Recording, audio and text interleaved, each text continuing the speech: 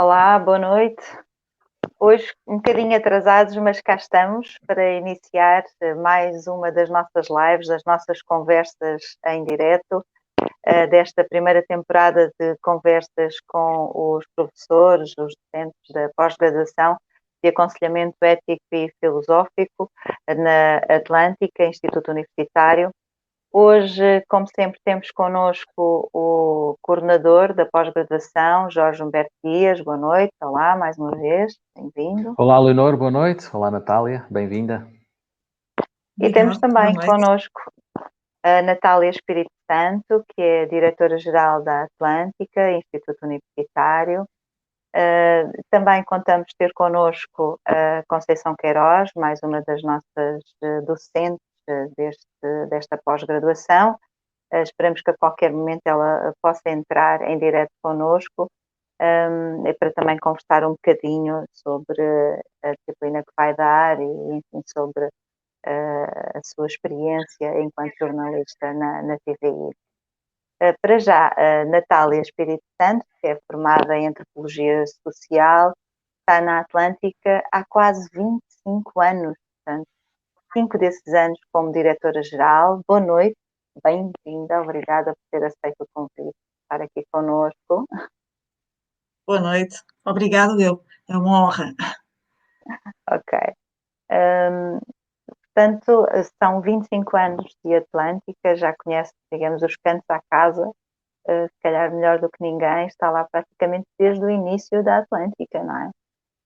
Sim, até mesmo antes de abrir, fui para lá, ainda era um projeto que tinha dado entrada no Ministério, que esperava a aprovação, mas ainda não estava em funcionamento e pouco depois entrou em funcionamento.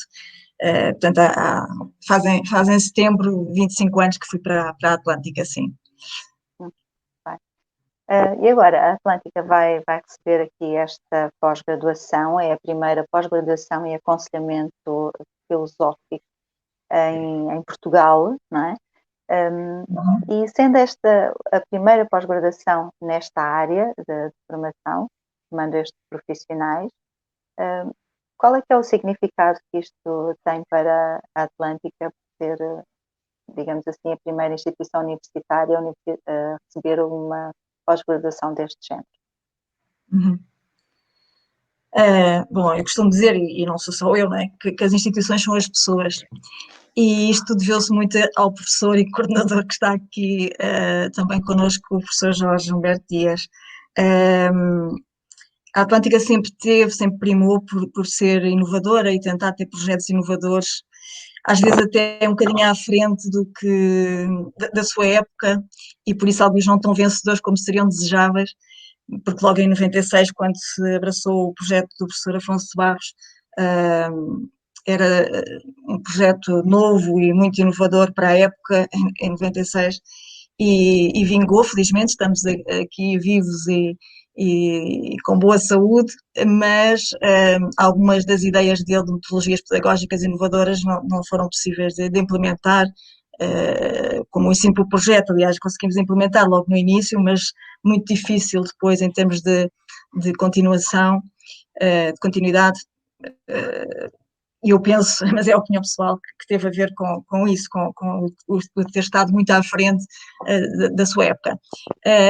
Agora espero que não seja essa a situação, mas na sequência da pós-graduação de Felicidade Organizacional, Gestão de Pessoas e Felicidade Organizacional, também criámos de forma inovadora há uns 2 ou 3 anos atrás com o professor Georg Zutschka, mas que no seu corpo docente tem também o professor Jorge Humberto Dias.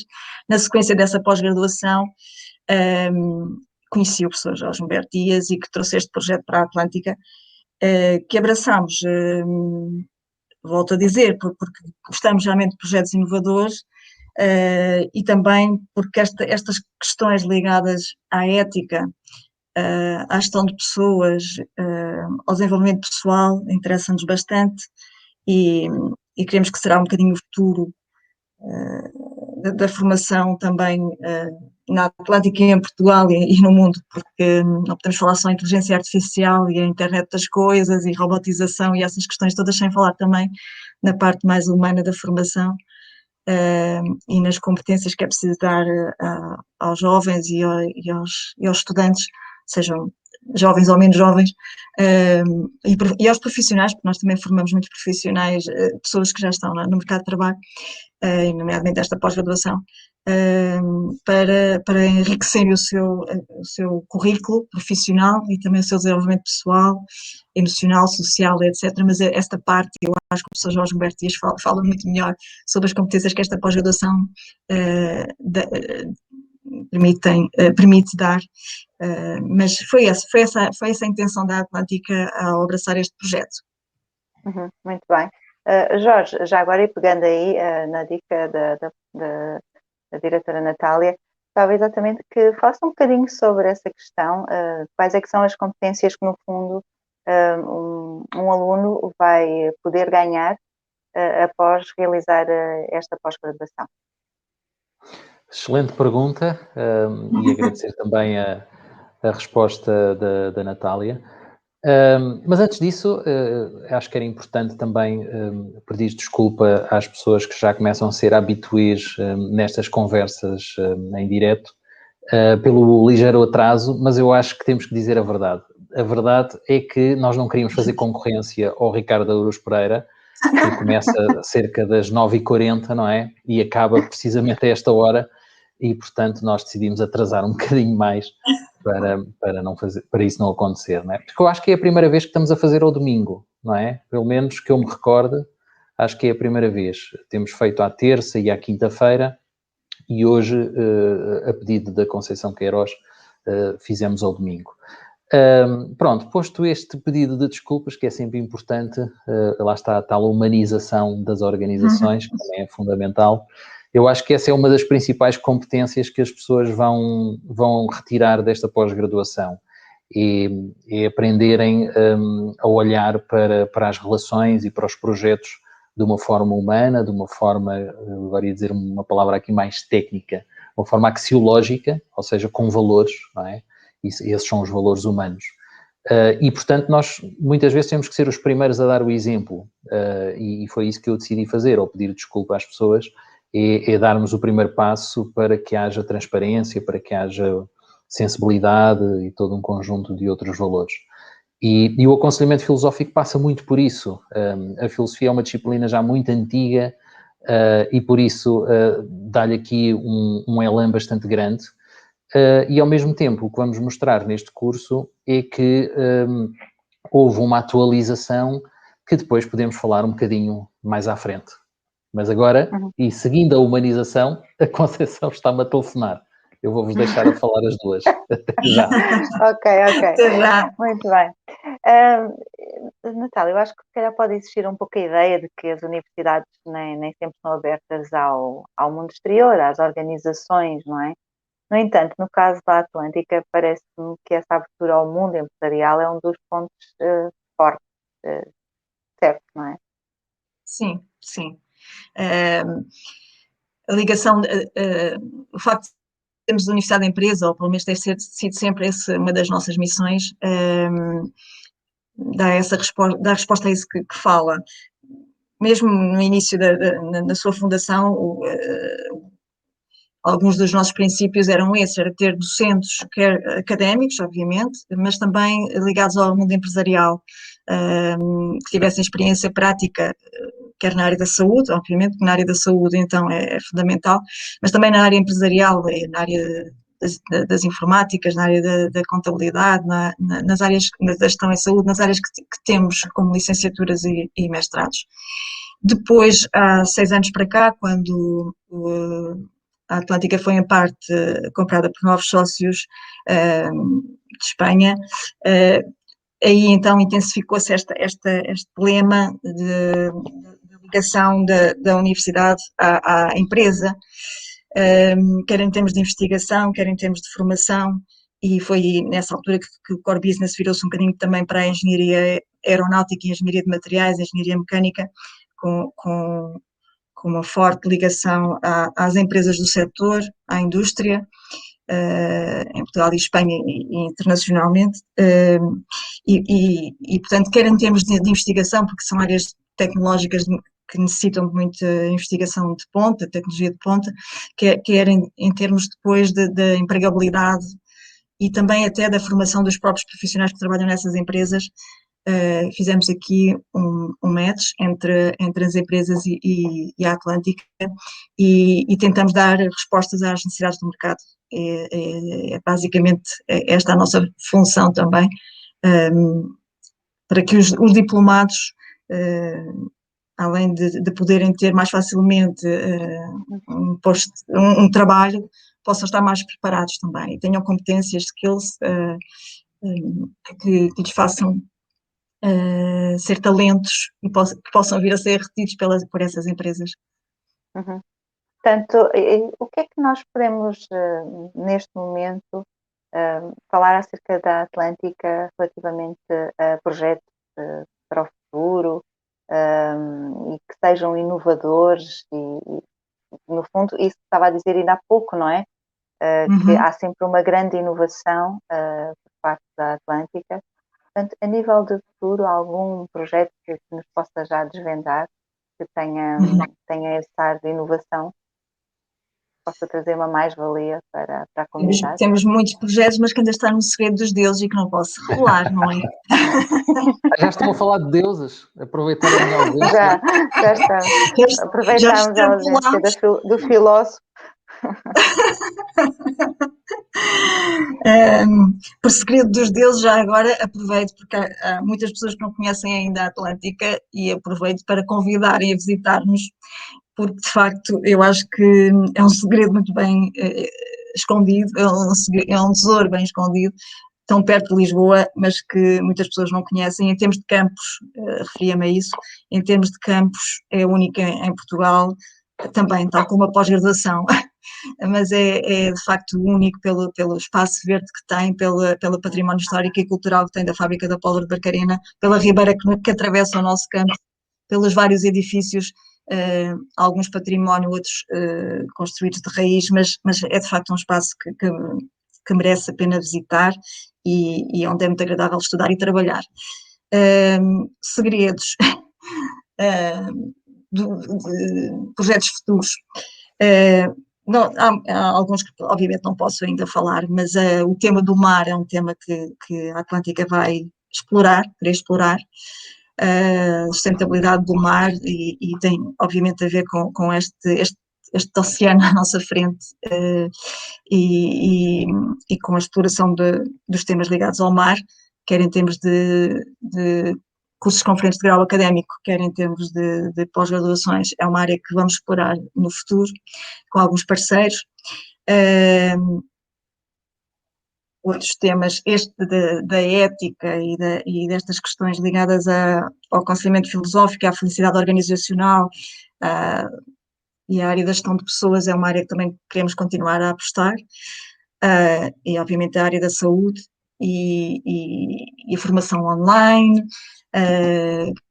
ou seja, e-learning e formação à distância, também a formação profissional, enfim, há vários projetos novos, mas que eu não gostaria ainda de avançar, porque também não o posso fazer ainda. Mas a curto prazo devemos ter notícias da Atlântica nesse sentido. Okay. E o segredo é a alma do negócio, sempre ouvi dizer. Pois. Estávamos a falar na sua ausência. Na sua ausência já estávamos a falar da ligação Universidade-Empresa e da resposta ao mercado de trabalho que a Atlântica pretende dar ao longo destes anos, e pronto, é isso que falámos um bocadinho. A Conceição afinal não pode vir, não se consegue ligar ou consegue? Eu acho que ela ainda não desistiu como uma boa guerreira do aconselhamento filosófico e acho que também é uma mensagem que estamos a passar hoje, não é? Que perante as dificuldades tecnológicas não desistirmos, acho que é uma competência fantástica. Eu propunha que ela se ligasse por telefone e nós ouvimos a chamada, ao menos ouvimos a voz dela. Não sei, esperamos mais um bocadinho talvez. Sim, não sei se a Leonor queria. Está quase. Jorge, já agora eu aproveito, tendo em conta que a filosofia é uma disciplina muito antiga, não é? a mãe de todas as disciplinas, ou de todas as ciências, como se costuma dizer, de que forma é que podemos ver a filosofia na atualidade? A filosofia na atualidade. Bom, eu também sou suspeito, não é? Mas eu acho que, e também falando um bocadinho da minha experiência pessoal, eu acho que vivemos uma época extremamente filosófica. Ao início, e agora até podia, e calha bem porque hoje estive a dar uma aula sobre Descartes, e é interessante porque o Descartes sempre falou na dúvida, não é? Nós primeiro devemos duvidar, não devemos acreditar em tudo assim de uma forma ingênua. E eu acho que quando esta pandemia começou, as pessoas estavam a duvidar. Não, isto se calhar vai passar rápido, isto não é nada, isto é uma constipaçãozinha. Portanto, foi aí os primeiros sinais que eu comecei a ver que íamos entrar numa época altamente filosófica. Agora as pessoas já perceberam que de facto estamos numa fase de mudança e eu penso que é o tema da mudança que vai fazer aqui um match muito interessante entre a filosofia, a vida das pessoas e a vida das empresas e das grandes organizações. Como nós sabemos, a vida muda todos os dias, o mundo está sempre a mudar, é uma das grandes certezas que nós temos, mas as organizações, sejam elas quais forem, não lidam muito bem com a mudança.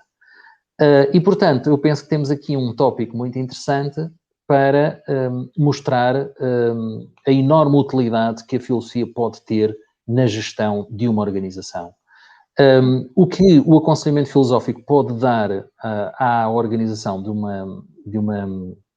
uma grande empresa, por exemplo, é precisamente estas ferramentas de saber lidar com a mudança de uma forma racional, de uma forma crítica, de uma forma autónoma, criativa, etc, etc, etc. E, portanto, o que nós temos que ver aqui, só para deixar aqui algumas pistas e também aguçar o apetite, como se costuma dizer, é que se a organização mudar todos os dias também, como muda o mundo, ela não vai funcionar. Imaginem o que é o CEO de uma empresa dizer, bom, hoje vamos para a direita. No dia a seguir, está tudo aí para a direita, diz ele, hoje vamos para a esquerda. Então vai tudo para a esquerda no dia a seguir. E no dia a seguir diz, não, hoje vamos em frente. E, portanto, o que vai acontecer, muito provavelmente, é que essa empresa não vai faturar nada, não vai produzir nada, vai entrar em colapso, em crise de identidade, ninguém vai saber o que é para fazer, e, portanto, vai encerrar as suas portas num curto prazo. E, portanto, isto é apenas um pequeno exemplo de como o aconselhamento filosófico pode ser fundamental na gestão de uma organização. Uhum. Mas quais é que são os desafios filosóficos de uma organização e das pessoas também? Os desafios filosóficos são imensos, mas para também não demorarmos aqui a noite toda, são essencialmente os do pensamento. Ou seja, umas questões que eu costumo fazer é perguntar às pessoas se acham que existe pensamento suficiente numa organização. E muitas vezes as pessoas ficam logo sem saber o que responder, não é? Porque também temos que saber, mas o que é que quer dizer com pensamento? E, portanto, esse é logo o primeiro passo. Temos que esclarecer primeiro o que é que significa pensamento, depois que tipos de pensamento existem, é aqui que começa o nosso trabalho, não é?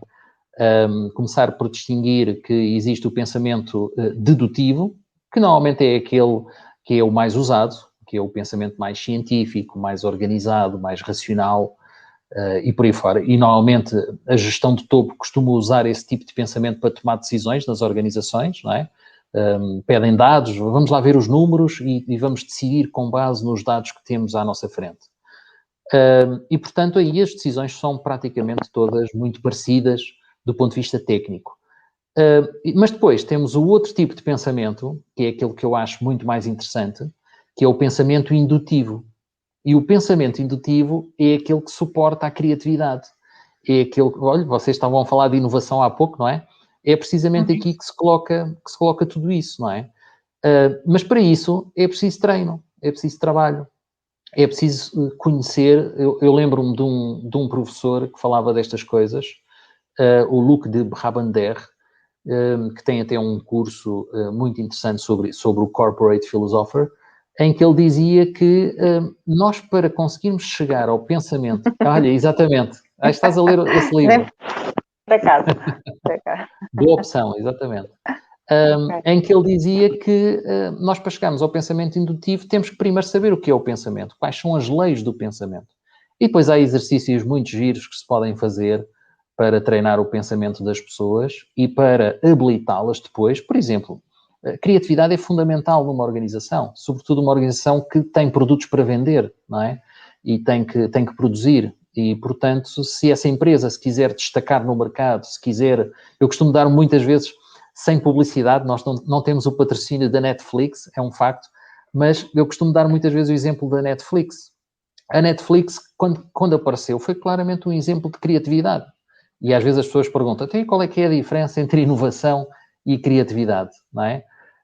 E todas as outras que chegaram a seguir, a HBO, agora também não quero estar a cometer erros, porque também não conheço todas as empresas do setor, a Disney Channel, por exemplo, ou Disney Plus, acho que é mais assim que se diz Plus, que vieram mais ou menos copiar o paradigma da Netflix. Portanto, os outros que vieram a seguir foram inovadores. A Netflix foi a única que foi criativa, porque construiu algo em relação ao qual não havia nada antes. Bem. Então, no fundo, podemos dizer que também somos criativos em relação a esta pós-graduação, pelo menos em Portugal. Exatamente, aqui há claramente um match entre esta equipa e a Atlântica que decidiram dar o passo da criatividade, sem dúvida alguma. Ok. Bom, eu julgo que se calhar podemos terminar por aqui a nossa live, depois destas novidades todas que já demos e de algumas inovações também que fizemos e algumas criatividades.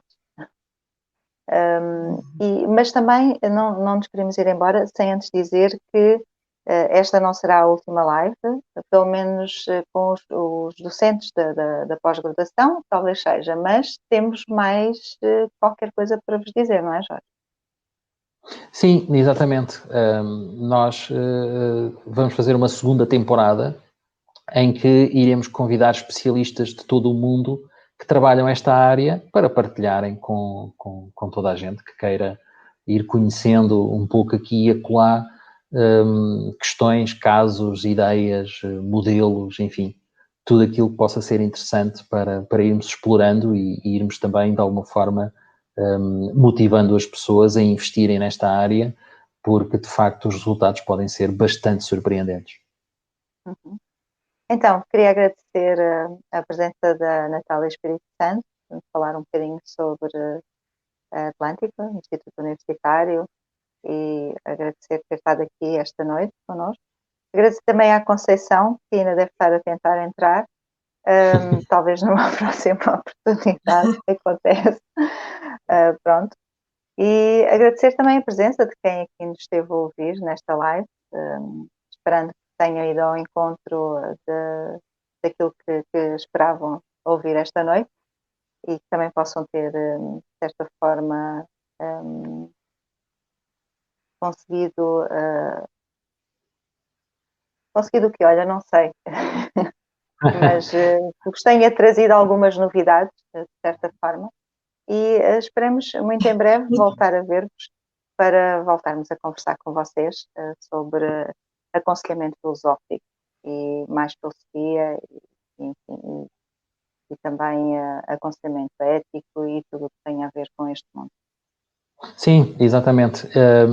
Mandar um beijinho então à Conceição, que não teve possibilidade, questões tecnológicas que fazem parte, não é? Se fosse há 2 ou 3 anos atrás em que estávamos em regimes mais presencialistas, não é? Se calhar as questões podiam ser: o táxi teve um furo e, portanto, não consegui chegar a tempo, perdi o comboio, não é? Ou perdi o avião. E, portanto, há que perceber perfeitamente que as questões tecnológicas hoje são também fundamentais e se acontece qualquer incompatibilidade equivale exatamente ao perder o comboio, faz parte. Portanto, tenho a certeza que iremos remarcar uma outra data com a Conceição e voltaremos a mais umas conversas em direto. Então, até à próxima. Boa noite a todos. Boa noite. Obrigado, Natália. Até breve. Até a próxima. Adeus. Nada. Até breve.